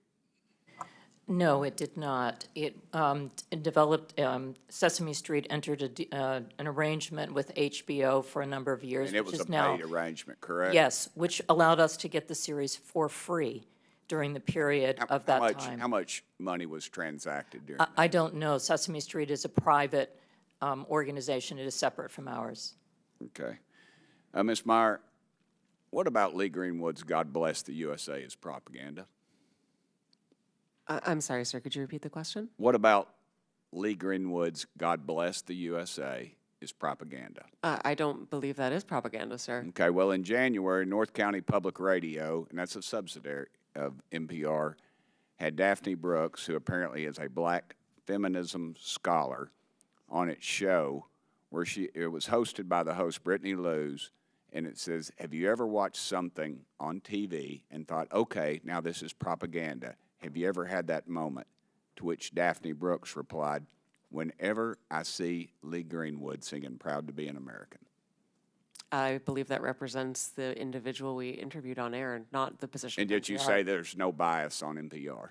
That is not a position That is of not a NPR. biased statement, ma'am. That is not even both parties wrap themselves around this song every time there's a national conflict. Lee Greenwood sings it, and he does a beautiful job, but you say there is no bias in NPR. That is that individual's opinion, and she, of course, is entitled to it, but that is not the position of NPR. Ma'am, you said in your opening statement that you were going to be transformative, and I believe you failed to do that. Let me ask you, why did you call President Trump a fascist and a deranged racist sociopath in 2020? Congressman, I appreciate the opportunity to address this. I regret those tweets. I would not tweet them again today. They represented a time where I was reflecting on something that I believe that the president had said rather than who he is. I don't presume that anyone is a racist. You don't believe anyone is a racist? I don't start by presuming anyone is a racist, sir. Okay. Has NPR or PBS ever conducted an internal review to assess whether conservative or right-leaning perspectives are fairly representative news and programming? Congressman, what we look at is the distribution of people who listen to our work, and we can tell you, and I'm proud to tell you, that for our digital, our podcasts and our website, the distribution of Americans who come to NPR does reflect the political distribution of the nation. In fact, the distribution on our websites, 33% of folks who come are conservative versus 28% who are liberal, and the rest identify as independent. So the largest group is conservatives who come to NPR's websites. So you believe that most Americans think President Trump is a fascist and a deranged racist sociopath? I don't believe that at all, sir. Okay. Ma'am? We obviously are constantly looking at the voices that we bring forward. We take to heart our commitment to bringing forward perspectives from across the country. Our programming comes from our local stations. And I mentioned in my opening comment the series that we did out of Arkansas, Southern Storytellers. That's just one little example. 10% of our schedule is news. The rest of it is either children's programming or programming based on history to give us all a collective expression. And we're constantly looking to making sure that we're bringing forward a diversity of viewpoints and perspectives and experiences that really do make up the fabric of this country. Okay. NPR senior editor Early Leonard, it's been mentioned before, but he was quoted as saying an open-minded spirit no longer exists within NPR, and now, predictably, we don't have an audience that reflects America. Yet you stated that the audience does reflect America. He was suspended without pay for 5 days for saying this, and of course he eventually resigned in April 2024. You've also stated that federal funding is essential for NPR to operate, but also claim only 1% of your funding comes from the federal government. Which is it? Mr. Berliner was suspended for the outside work policy, not for what he said, sir. In terms of federal funding, the federal funds go to support our operation of the public radio satellite system, which enables all of our local stations to be able to communicate information and broadcast, including— As stated earlier, ma'am, funding is very fungible. It flows wherever it needs to. I don't buy that argument. We do have I a wonder separate if any of the balance sheet for members that, of the sir. committee would comment real quickly. Would you agree that Real America's Voice, Newsmax, Fox, or News Nation, if they were to see federal funds, would you all support that? Yes or no? Mr. Ullman? Yes or no? I'd have to get back to you on that. Ma'am? Yeah. I actually don't have an opinion about that. Ma'am? I don't have an opinion about that, sir. That would be Congress's decision. Thank you, Chair Lady. Thank you. I now yield to the gentleman from California, Mr. Khanna, for 5 minutes. Thank you, Madam Chair, and thank you for allowing me to wave on to the committee. Mr. Gonzalez, I read with interest your testimony. It was so angry, so I thought I'd try to lighten things up a little bit. Who are 3 of your favorite characters on Daniel Tiger, or what episodes are your favorites? Representative Khanna, thank you very much for the opportunity to lighten up. I think I've taken a time machine here. Sesame Street went to HBO. Daniel Tiger, do you have some favorite characters? Oh, the owl, any of them? No, none. What does Ugga Mugga mean to you? Nothing. You've never heard the expression Ugga Mugga? Yeah, I don't think so, no. It's affection. Have you ever watched a Daniel Tiger show, or know any families who watch a Daniel Tiger show? I don't think so, no. You've never watched one? I've never seen Daniel Tiger. Sorry, Do you know what Daniel Tiger is a successor to? And I don't know Daniel Tiger, so I don't know what he's. No, the show. What it's a successor to? Do you know? No. You really don't know? No, Honestly? I really don't. I'm on the You know oath. all the history. It's a successor to Mr. Rogers. Oh, there you go. Okay. Yeah. Mr. Rogers, I know. Okay. Are you familiar with his 1969 testimony? I am. He said, I want to quote, because it's one of my favorites. I studied this actually going to school. It's some of the most effective testimony in Congress. He said, I give an expression of care every day to each child to help him realize that he is unique. I end the program by saying, you've made this day a special day by just your being you. There's no person in the whole world like you, and I like you just the way you are. Senator Pastor was a hard-headed fiscal conservative, said he got goosebumps by that testimony, and it's what convinced him to fund the public broadcast. You've said you wouldn't have funded it. Do you think Senator Pastor made a mistake back then? Oh, yeah, absolutely. I think I agree with Fred Friendly, who testified and said. You would have voted against? I would have voted, yes. I don't think that you should have state broadcasters. Now, what is the cost of public broadcasting as a percent of the federal budget? I don't know, but it is come on, you're talking about the $36 trillion of debt that we have. You're saying this is a really important thing that we need to cut. You didn't research out what percent it's important in principle, well, and the principle is a different thing. You're saying this is an effective strategy to cut debt, and you have no idea what percent. It was 5% of the discretionary cuts in the GOP. It's 0.01%. Right, but it was 5% of the discretionary cuts in the 17 budget. 0.01% of the federal budget. That's one of the reasons Senator Pastor said, it's worth it in an investment in American kids. Now, you said Sesame Street is a private organization, or Sesame Street is going private. I didn't understand that because Sesame Workshop is a nonprofit. What did you mean by private? Well, I mean it's a nonprofit. It's separate from. But it gets public funding. Were you talking about the HBO thing? Yes. Do you realize that HBO just canceled with them? And I do. Yes. And the reason they canceled them, and I'm trying to explain why Senator Pastor funded this. And if you talk to families who watch Daniel Tiger, maybe you'd appreciate it. The reason they canceled it is because it wasn't making a profit. See, because when you try to do Daniel Tiger or Sesame Street, and you try to do what Mr. Rogers was talking about, helping the emotional and social development of kids, it's not easy. You got to hire people who are child psychologists. You have to hire people who are educationalists. A lot goes into this. And HBO said, you know what? It's not making money. We rather put on things that are geared towards adults or that are going to be conflicts. We aren't making money on this. And the whole reason Senator Pastor said that we're going to fund this, I know you kind of mocked in your testimony the kids, but the whole reason was that when you make programming for children to help their social and emotional development, it costs so much money to do, and it's a public good, then not everything has to be about profit. Do you have any idea what it takes to produce Daniel Tiger, who all they hired? Did you ever try to figure it out? No, but I can tell you that the market said that there wasn't enough demand for it, and that's the reason why HBO got rid of it. Right. Because there wasn't enough demand. Yeah, so that's exactly the right point. Are you saying that everything in American society needs to be driven by the profit motive? There is not enough demand on getting ratings for things that help the social and economic development of kids. But you know what Mr. Rogers understood, what we've forgotten in this country, some things are more valuable than money. At a time where a country is polarized, I wish we had a little more empathy and caring, and that's not a partisan issue. That's an American issue, and I would recommend you watch that testimony from Mr. Rogers. I hope the whole country would watch it. I have watched it, and we are $36 trillion in debt. I now recognize the gentleman from Missouri, Mr. Burleson, for 5 minutes. Thank you, Madam Chair. I think that it's important to bring this conversation into the context that needs to be said, which is that we are $36 trillion in debt. As a nation, we're spending 20% of every dollar that comes in from taxpayers just to cover the interest.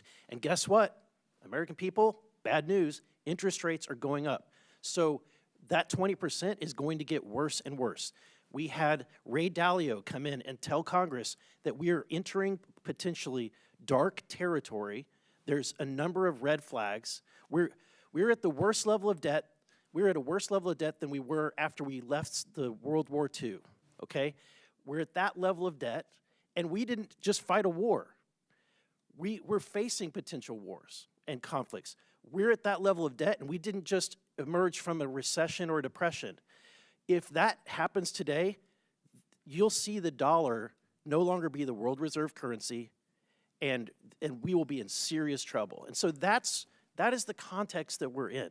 Look, if there was all the money in the world, it's fine to throw money around, but we don't have all the money in the world. And the question that we have at hand today is it appropriate to spend taxpayer dollars on things that may not be necessary anymore? And so my question, Mr. Gonzalez, at one point in time, there was state-sponsored speech directly. It was the form of town criers, correct?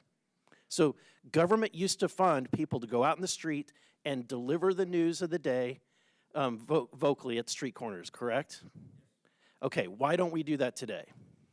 Well, I think it's because we have better ways of delivering the news.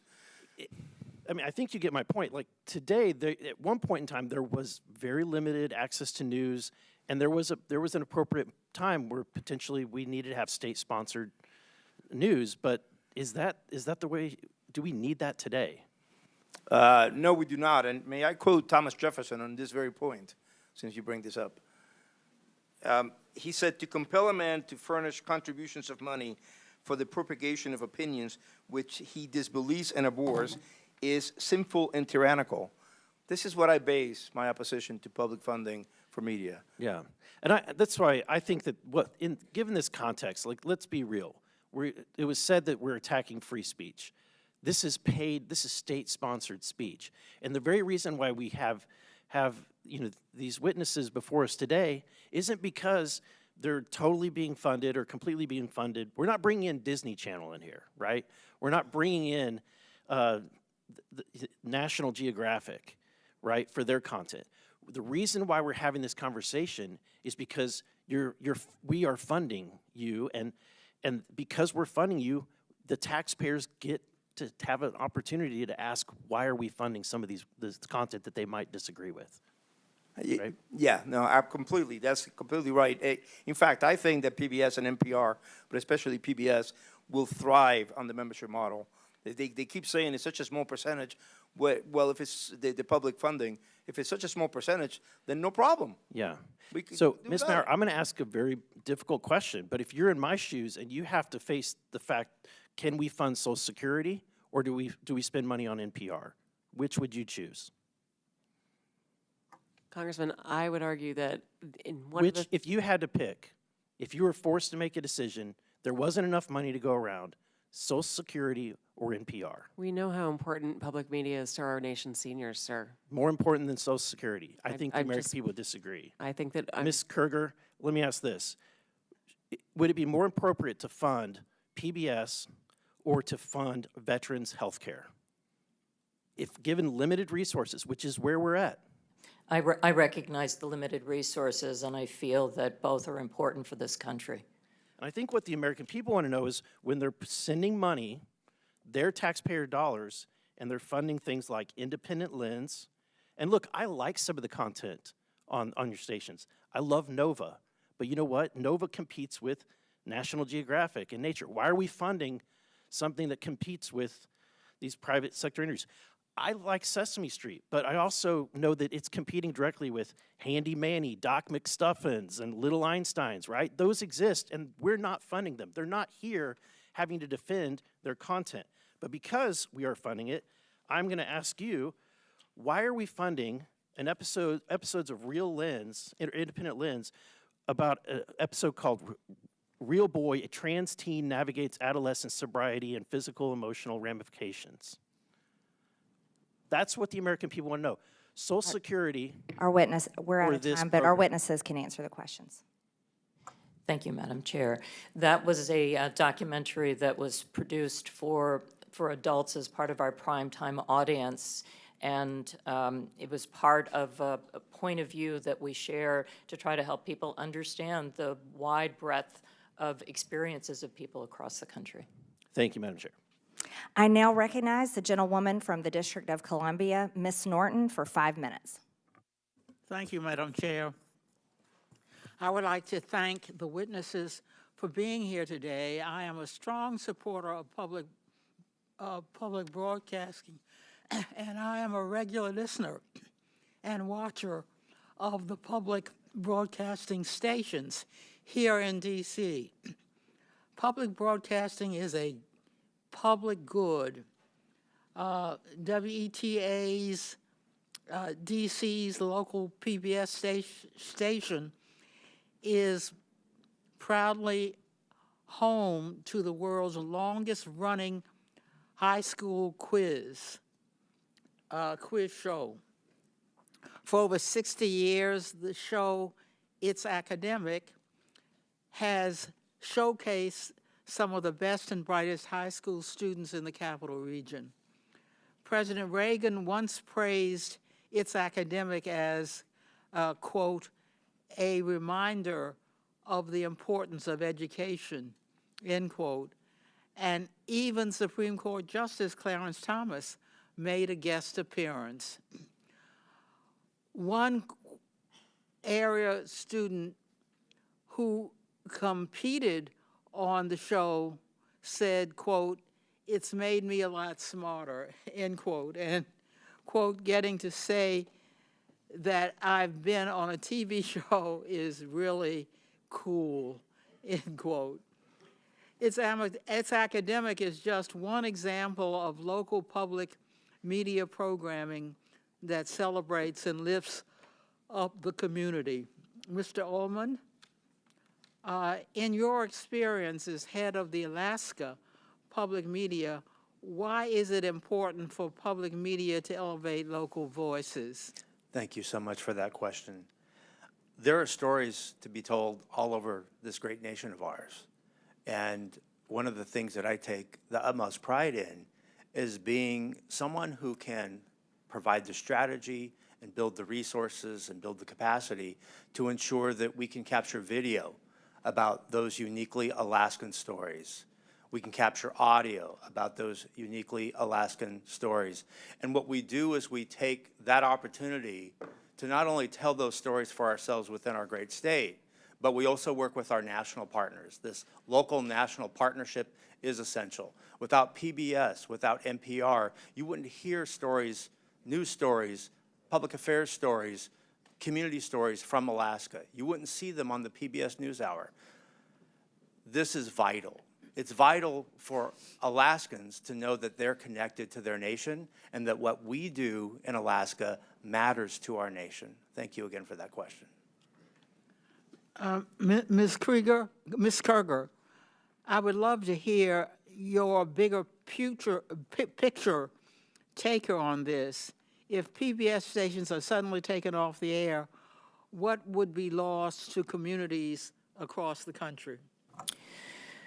I've spent a good part of my time as the president of PBS traveling and visiting our stations across the country because I feel for me to do my job well, I need to understand what the role of our stations are in communities. That means spending time not just with station management, but also with people in the community. So I've been to all 50 states. And the reason that we are here and the reason that we are arguing so passionately for funding, recognizing there are very difficult challenges in our country right now is that many of our smaller and actually medium-sized stations would not exist without the federal appropriation. And when you look at a station like Cookeville, Tennessee, which serves part of Appalachia, 50% of their budget comes from the federal government. Those are stations that I've seen that have small staffs that do extraordinary work. And those are the stations that I worry would not survive. This would be an existential moment for them. And that's why I think this is so important. The DC area NPR station similarly provides acclaimed programming, including up-to-the-minute news and local shows exploring the DC cultural scene and sharing stories from all over the city, including historically marginalized areas. The station also produces award-winning journalism, such as an investigative feature on local families coping with sickle cell disease. Throughout the country, more and more local news outlets are closing each day at a rate of more than 2 per week. This has made public radio reporting all the more important. Ms. Maher, why is it beneficial for journalists to live in the communities they cover? Yeah. We'll let the witness quickly answer, and then we're out of time. Thank you so much, Madam Chair. We find that enabling public radio to continue to be funded allows for us to meet the needs of people who live in news deserts, and having journalists who are from that community means they can prioritize the needs of that community, whether it's sickle cell issues in DC or whether it's the price of sorghum in our agricultural heartland, whether it is thinking about the wildfires that we see across the center and west of our country, or whether it is the impact of storms across the Gulf and southern parts of our country. We recognize local journalists. They speak the language. They recognize the pronunciations of the places that they come from. They come from the community. It is tremendous value to enable that we are for America, from Americans, and all American voices are heard. The gentlelady's time has expired. I now recognize the gentleman from Texas, Mr. Fallon, for 5 minutes. Thank you, Madam Chair. Ms. Maher, do you believe that National Public Radio takes a balanced and fair approach to news, politics, culture, et cetera? Mr. Fallon, thank you for the question. I came into National Public Radio with a And goal. I apologize. It's just that we have such limited time. Do you believe that to be true? I believe that we have work to do. We always do in order to improve and to serve all Americans. More accurate than not that you're fair, or you're either fair or you're unfair. So what do you think you are? I believe we wake up every day with a desire to be fair, and it is part of You're why not claiming that you're fair. You have a desire to be fair. Okay. So you would not describe NPR as objective and nonpartisan? I would. You would, okay. Ms. Kerger, same question for you. Would you believe the PBS is fair and objective and nonpartisan? Yes. Okay, thank you. Thank you for the quick answer, too. So I found it interesting that the CBP's recent goal was to promote efforts that ensure fact-based journalism that promotes a symphony of ideological viewpoints. You both agree with that goal? Yes. All right, wonderful. So, Ms. Kerger, in 2023, when PBS had a program, Washington Week with the Atlantic, and when President Biden's mental acuity was questioned, one of the reporters claimed the GOP was lying. Another reporter, Jeffrey Goldberg, who's been in the news of late, described Biden as, quote, mentally acute. Were you aware if there were any dissenting opinions on that program that day? I don't know from that day, no. There were not. But fortunately, there was a debate in, I believe, June of 2024, where the American people and the world found out just who was lying. The Democrats, Jeffrey Goldberg, and PBS. Ms. Maher, I'm sure you're aware that Hunter Biden had a laptop. I am, sir, yes. Okay. And there were many stories written about said laptop. Yes, sir. And in 2020, unfortunately, NPR's managing editor for news refused to cover the story, and he branded it a, quote, waste of time, not a real story, and a distraction. And instead, unfortunately, of NPR investigating, they ran a puff piece that led with, experts say attack on Hunter Biden addiction deepens stigma for millions. It's unfortunate that NPR ignored the Hunter Biden laptop story, but y'all did talk quite a bit about the debunked Russia collusion. Do you know how many times NPR interviewed Adam Schiff about Congressman, collusion? I would love to say that we actually believe we made a mistake on the Hunter Biden laptop story. And I appreciate that. Thank you. How many times did y'all interview Adam Schiff about the Russia collusion? I'm sorry, I don't have that number. It was 25 times. You know how many times NPR interviewed Chairman of this committee, Oversight Committee, Jamie Comer, about the Biden impeachment inquiry for the Hunter Biden tax evasion and illicit business dealings of the Biden family? I'm sorry, I don't know. I believe that's 0, so it's 25-0. Ms. Kerger, you're aware there's a political spectrum. It goes all the way from the far right to the far left and everywhere in between. Would it trouble you to hear that for 6 months there was an analysis done on PBS's NewsHour from June to November of 2023 where they found that far right that term was used 162 times and far left was only used 6 times? Do you find that troubling? I don't know the study that you're referring to, and I'd be very interested in seeing it and understanding how they came up with those numbers. Media Research Center did a 6-month analysis, and it's not how do you find it. You either say far right or it's terms. Yeah. They use the term far right 162 times, far left 6 times. That's a 96 to 4% skew. You're also aware that you covered the GOP and Democratic National Conventions in 2024? Yes, we did. Okay. Interestingly, 72% of the coverage of the GOP convention was negative, 88% of the Democratic convention was positive. Shouldn't be surprising when you have anchors like Amna Noat, who described the Republican rhetoric as, quote, outright racism and, quote, echoing white supremacy. Ms. Mayor, NPR, you believe your reporters are fair? You said they're fair and they're working at it. I believe that they work to be every day, sir. They're non-biased. And yet, you have the voter registration issue. I mean, we're all human beings. We're all going to see through the world through a certain lens. And are you aware of any Republicans, any registered Republicans in your newsroom? I couldn't say registered, but I know we have conservatives in our newsroom, yes. Okay, so the recent registration, when it was looked at, 87 Democrats and 0 Republicans registered. I found that very concerning, Yeah, sir. I would. Not even 40 to 30 or 50 to 20, 87 to 0. But it shouldn't be surprising when their own CEO says things like, I'm so done with late-stage capitalism, or calls the President of the United States a deranged racist sociopath, or that America's addicted to white supremacy. So billions have gone into both of your coffers over the last several decades. And I understand why Democrats on this committee are going to viciously and vehemently defend you all, because you become a propaganda wing of the Democratic Party. 67% of your viewers and listeners identify as Democrat, with only 12% conservative, and you become a sandbox for leftist propagandists to frolic on taxpayer dime and no more. And when you said in the beginning you're going to promote a symphony of ideological viewpoints, yeah, you do. If you're left-leaning, far left, or remarkably Marxist, I yield back.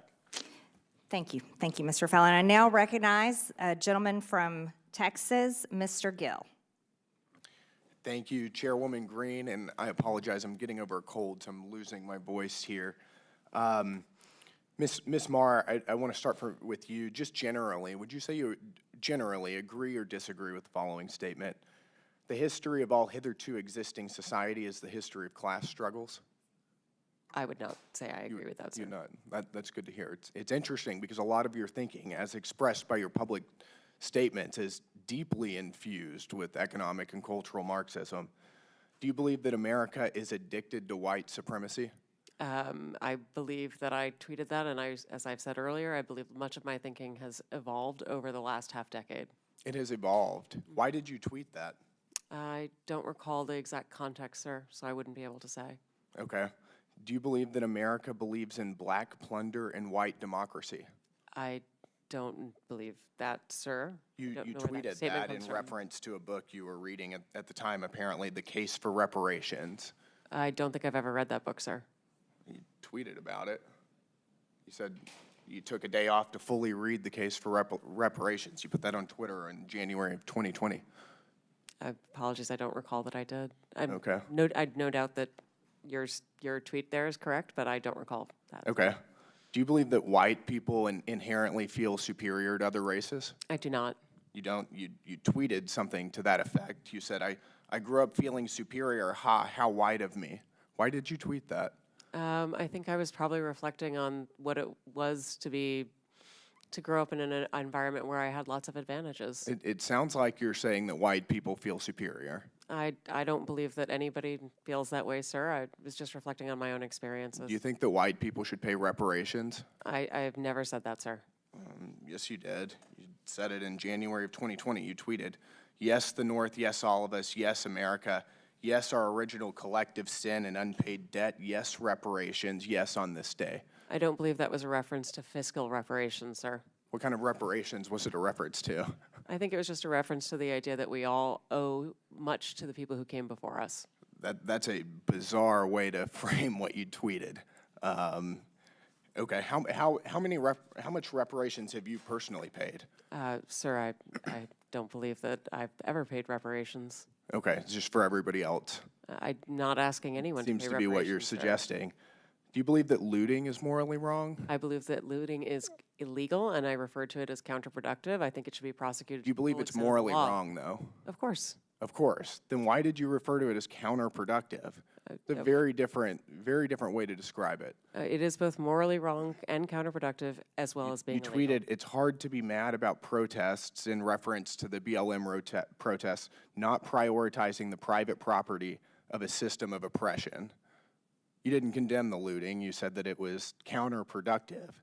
NPR also promoted a book called In Defense of Looting. Do you think that that's an appropriate use of taxpayer dollars? I'm unfamiliar with that book, sir, and I don't believe that was at my You time at tweeted NPR. that you read that book, but I don't believe that I did read that book, sir. do you think that a few years ago, NPR educated America about, quote, the whole community of genderqueer dinosaur enthusiasts? Do you think that that's an appropriate use of tax dollars? I was not at NPR at the time, sir. That's not the question, though. Do you think that that's an appropriate use of our tax dollars? I think our tax dollars that we use are to be able to provide a wide